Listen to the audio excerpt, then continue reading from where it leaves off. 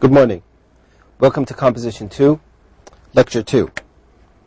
Today, we'll continue talking about Chapter 1 regarding languages and learning. As an extension to the previous lecture, today we want to do a couple of exercises. Now, in the previous lecture, I had asked you to answer a question and post your answers on the course forum. Up to this time, not many have posted their answers on the course forum. So, in order for us to discuss some examples on the board, examples of your responses.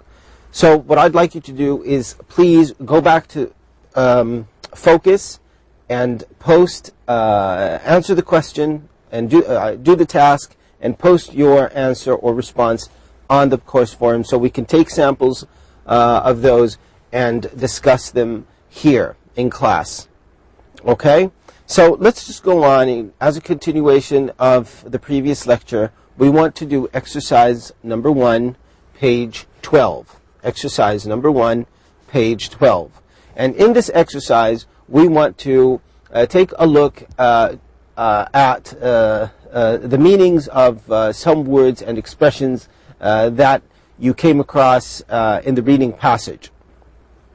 Now, some of these words and expressions are probably new to some of you, and they are important for your understanding. Now, what we want to do here is for you to fully understand them to the point that you can use them in your composition. Okay, so we would like to focus together, but putting in mind that it's not just understanding the meaning of these words and expressions, however, rather than using them. We want to use them. Excuse me.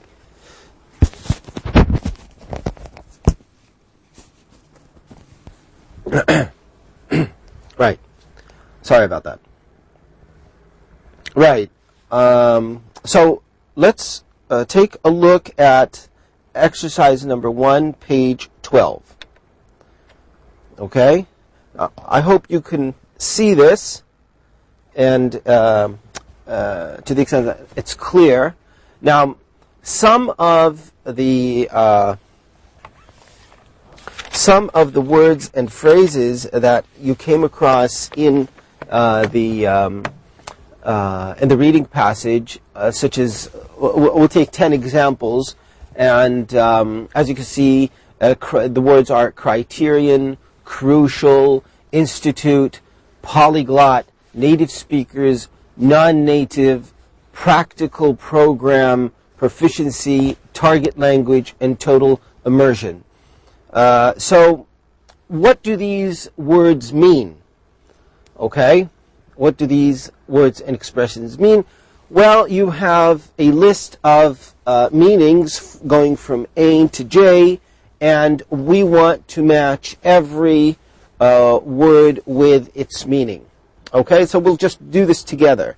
Now let's take the first word, and the first word is criterion.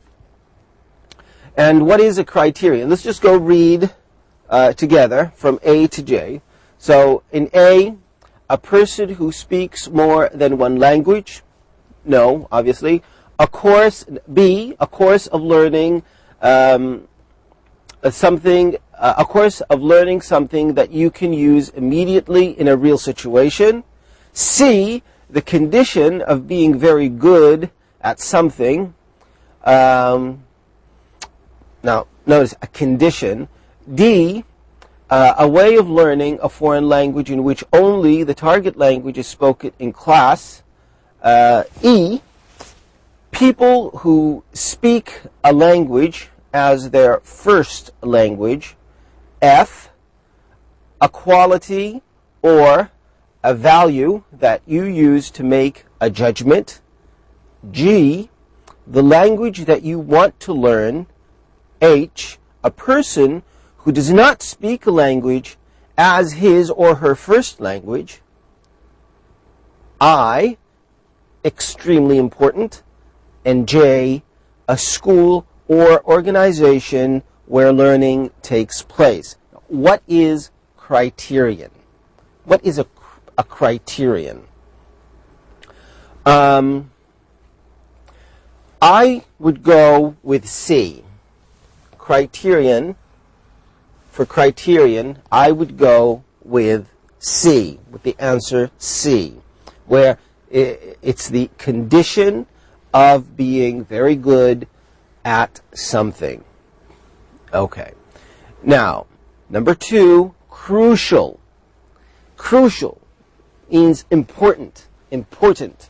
So where does it mean? Which of these meanings has the word important in it? Let's see. A course of learning, no. The condition, well, we have to strike this one out because we're done with that. A way of learning, people who speak, a quality or value, the language, a person, extremely important. You see, extremely important. So that's what crucial means. Crucial means extremely important. So it's the letter I. Okay, now let's go to number 3, institute. An institute is, let's just cross this one out first. Okay, so what's an institute? An institute is something like a school. It's something where people go and learn. Okay, so it's a place where people learn something. So that would go with J, right? A school or organization where learning takes place. So we would go with J. J. A polyglot. Poly means more than one or two. Okay? Poly means more than one or two. So glot, well, that has to do with your glottis, meaning vocal cords, where your vocal cords are. So poly means many. And we're talking about many languages. So which one of these would fit?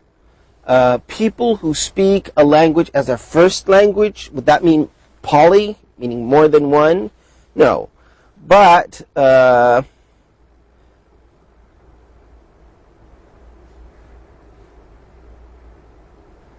right.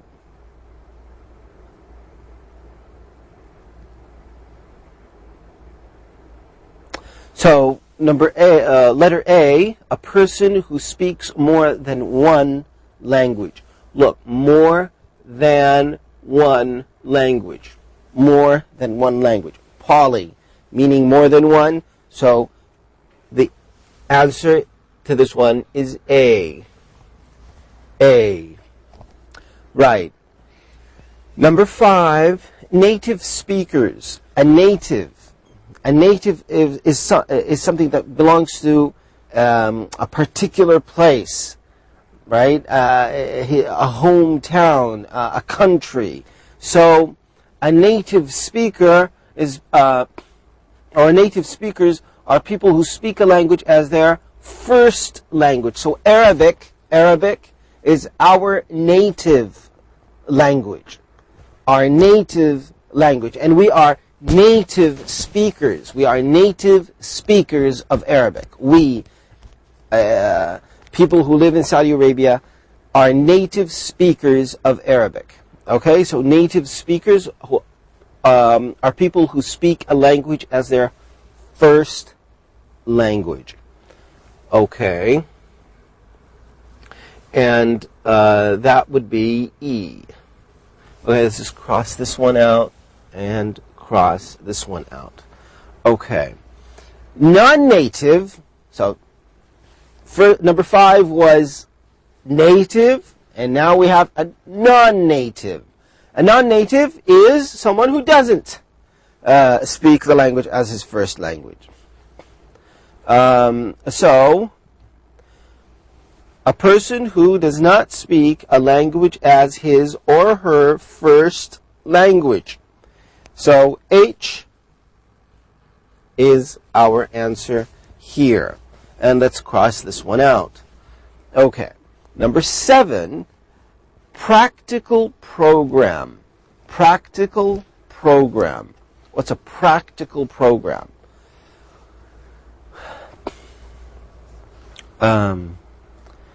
Right. A way of learning a foreign language in which only the target language is spoken in class.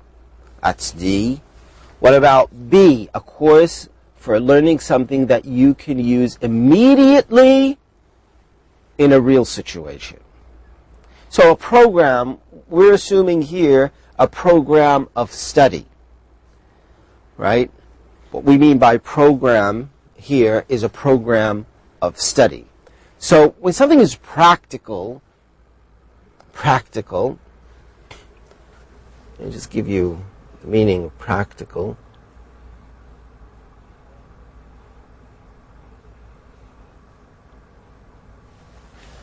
Right?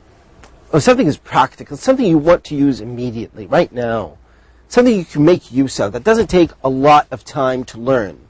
So a practical program would fit the answer B, because a course for learning something that you can use immediately in a real situation.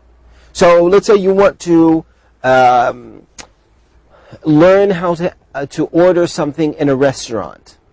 Okay? So you go to a program that would teach you how to order something from a restaurant. That's it. That's all it teaches you. It teaches you how to learn, how to read a menu. It teaches you how to ask for, utensils in a restaurant, how to order for a drink, how to call the waiter, to ask where the restroom is, to ask for your bill, that kind of thing. So it's a practical program, something you can use immediately, and it doesn't take time to learn.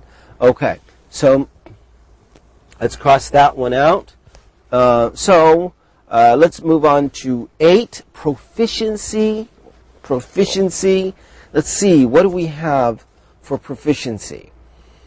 Could it be D, a way of learning a foreign language in which only the target language is spoken in class? F, a quality or a value that you use to make a judgment? The language that you want to learn, or a school or organization where learning takes place. I think we use J. Let's cross that one out as well. So we're just left with D, F, and G. Right. So proficiency, we have target and total immersion. Which one of these is proficiency? Well, you know what target language is. A target language is the language you want to learn. You want to focus and learn. Okay? So that would be G, right? That would be G. And we're left with proficiency and total immersion, and we're left with two choices, and that's D and F. So D, a way of learning a foreign language in which only the target language is spoken in class, or F, a quality or a value that you use to make a judgment. So when we talk about language proficiency, we can say someone is a beginner in language, or we can say someone is intermediate in a language, or we can say someone is advanced in a particular language. So what are we doing here? We are judging. We're making a judgment that about someone's level in a language. So if he's a very good speaker in the language, say he's proficient, he has a very advanced proficiency, he's very good, he's very proficient, he has very good proficiency in English or French or German. Okay, so judgment. We use this in order to cast a judgment, to give a judgment. So F is the answer to 8. And then, of course, we are left with,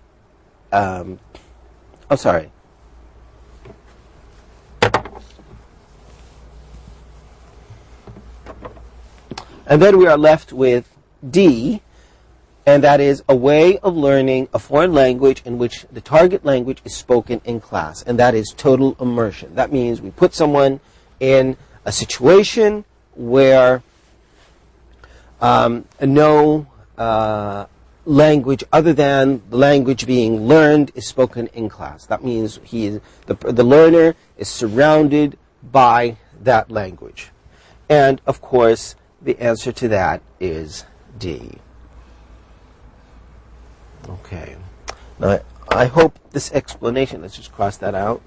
I hope the explanation to this exercise was useful and helpful. Go revise it. Please fully understand these terms and meanings. It's very important for your compositions. And I would like you to move on to the next exercise that we will consider in this lecture, and that is exercise number 2, page 13. Let me just get it all set up here.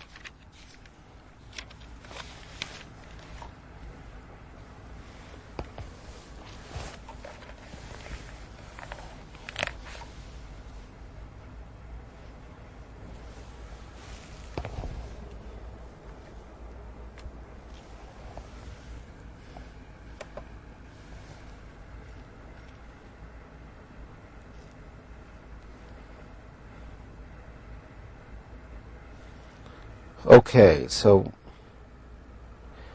as you can see, the exercise here is also about using expressions, and so it asks you to study these expressions for discussing language learning. So the main goal of all of this is to consider is to use these expressions in your writing. We don't want to forget our focus. Our main goal in this course is to write a composition. So anything we learn about words and phrases in these lectures, this lecture and the lectures to come, are important because we want to use them in our writing. Okay? So please take them seriously. So in this exercise, there's a focus on a very important aspect of language. That's the use of prepositions, such as in, on, over, with, of, to, at. All of these are all of these words are called prepositions, but what makes them difficult is that sometimes the use of the preposition in your language, which is Arabic, is kind of different of the use of a preposition in English. And they are kind of slippery when you consider them. But they are very useful in constructing an expression. We'll take a look at that. Please look at the page in front of you here on page 13. I'm looking at page 13. And notice that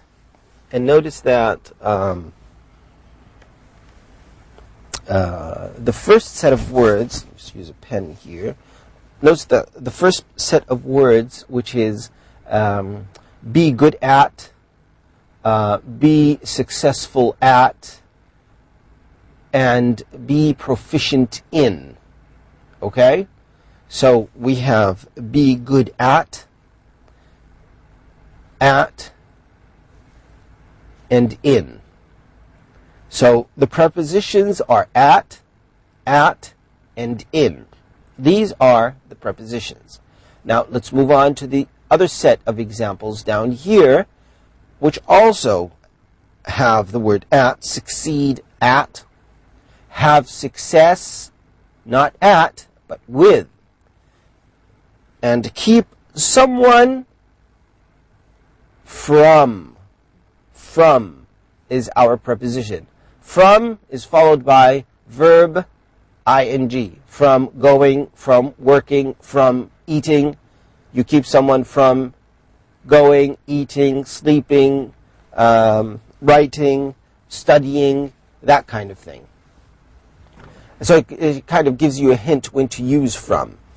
And make a lot of or a little progress where? In. A lot of or a little progress in. And then all of this is plus a subject or a skill. Subject meaning a lot of progress in reading a book, a lot of progress in studying my course, or a lot of progress in playing, drawing, crafting, fixing, decorating, as a skill. Now, the examples you have in front of you, we will read them together, of course, and that they are, I'm good at, notice, I'm good at language learning, but I'm not good at music. Jason has made a lot of progress in Spanish this year. Jason has made a lot of progress in Spanish this year. A lack of free time keeps Raphael from what? Learning. Notice the ing. From, and then ing. From learning Japanese. From learning Japanese. Okay? Now, as a practical way of doing things, we'll consider the exercise together from 1 to 5. Okay. Notice here, let's move this up a little bit. Okay. And let me just zoom in a little bit.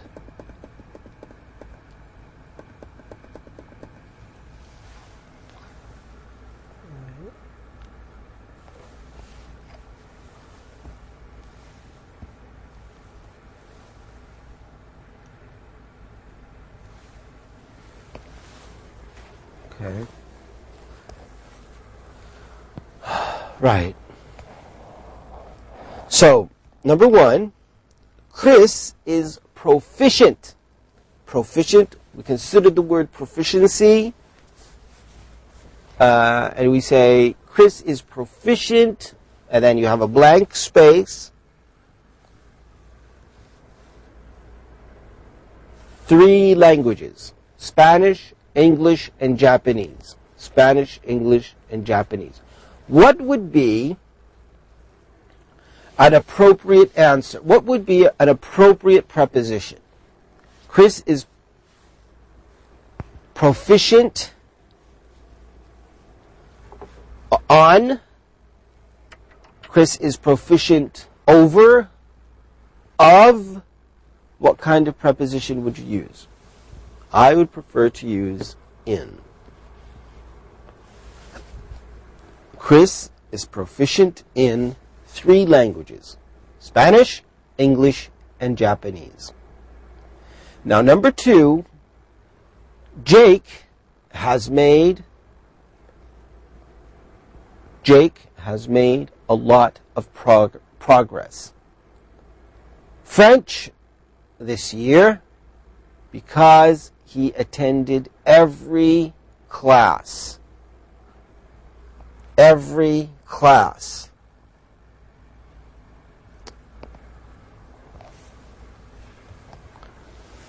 Jake has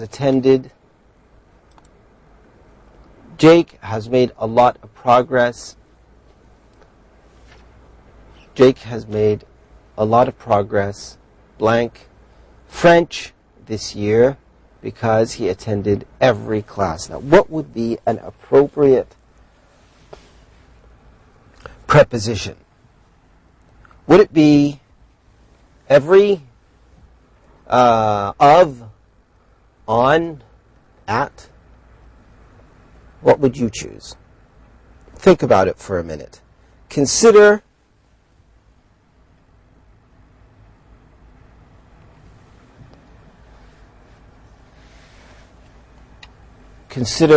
the examples you have above in the exercise. Jake has made a lot of progress at French, or in French, or on French.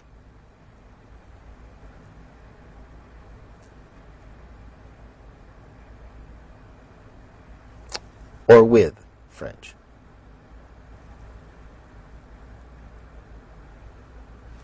I would use with.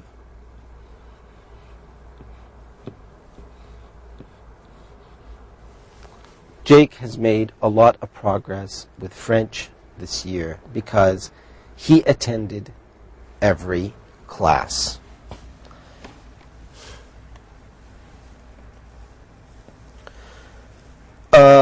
Number 3, if you want to succeed,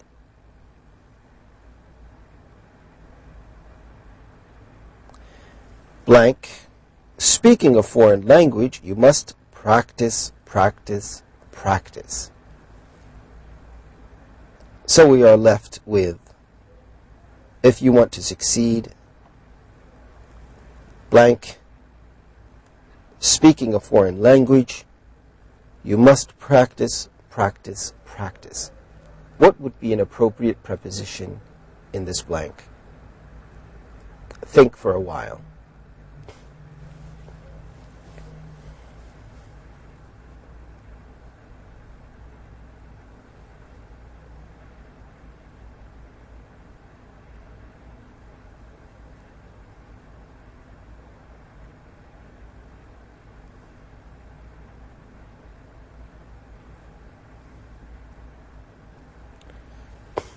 Right.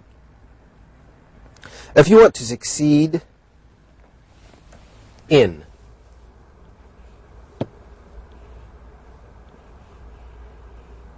speaking a foreign language, you must practice, practice, practice. Number 4, anxiety can keep students blank becoming proficient.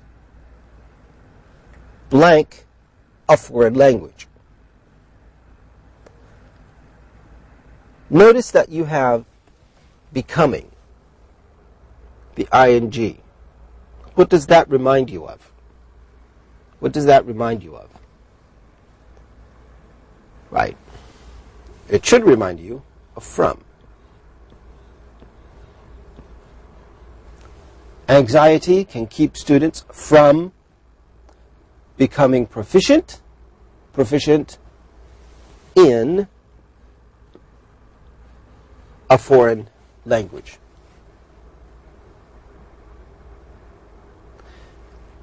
Number 5, the class had a lot of success, the lesson, because they did their homework. The class had a lot of success with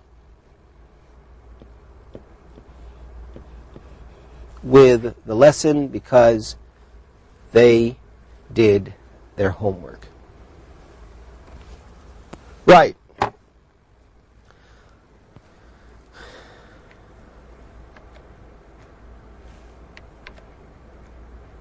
Now, that was the end of exercise number 2, page 13.